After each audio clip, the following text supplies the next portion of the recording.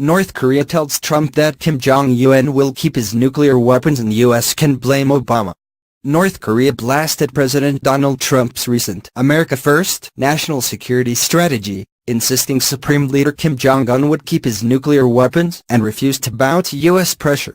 North Korea's foreign ministry issued Friday a scathing condemnation of Trump's debut strategy, saying it was only the latest of a number of U.S. failures to engage the reclusive, communist state that has amassed a powerful nuclear and ballistic weapons arsenal in defiance of UN sanctions. The ministry said that despite engaging in multilateral talks with the U.S. and other countries for 2 decades, the previous U.S. administrations threw all the agreements reached with us into a garbage can like waste paper, assuming the country would collapse. Despite Trump's vow to take a tougher stance than his predecessors, the ministry said there is no change at all in the strategic goal of the U.S. to achieve hegemony over the world by means of force.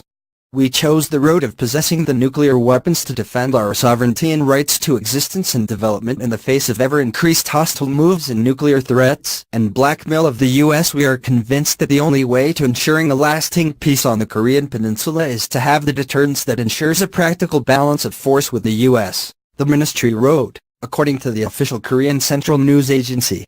The international society should keep vigilance against the maneuvers of the Gang of Trump to invade and control the DPRK with force by igniting a nuclear war at any cost in the Korean Peninsula and clearly see through the ulterior motive behind its repeated talk of dialogue, designed to cover up its evil intention and mock the world, it added, using the acronym for the country's official name, the Democratic People's Republic of Korea.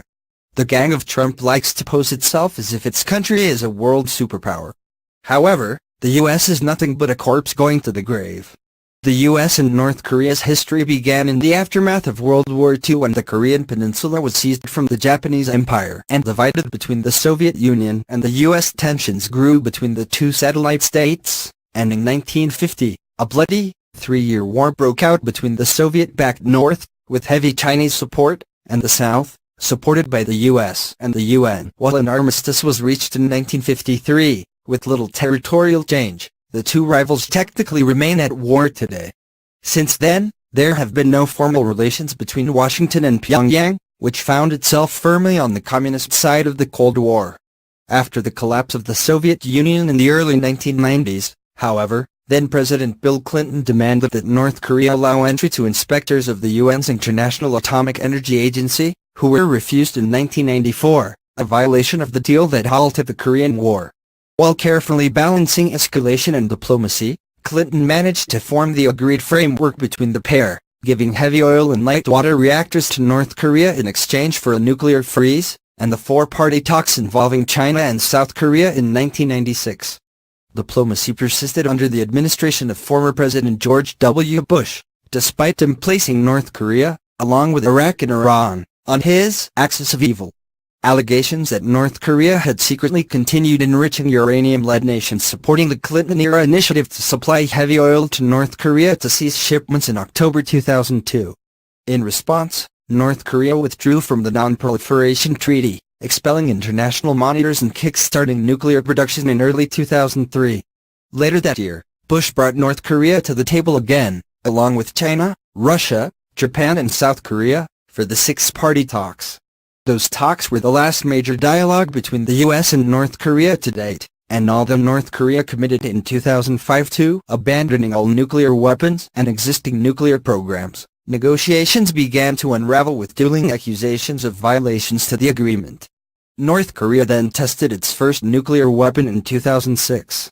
In an effort to restart talks, the U.S. agreed to remove North Korea from the state sponsors of terrorism list later that year. Trump returned North Korea to the list last month, and in 2008, North Korea destroyed one of its cooling towers, used for nuclear production.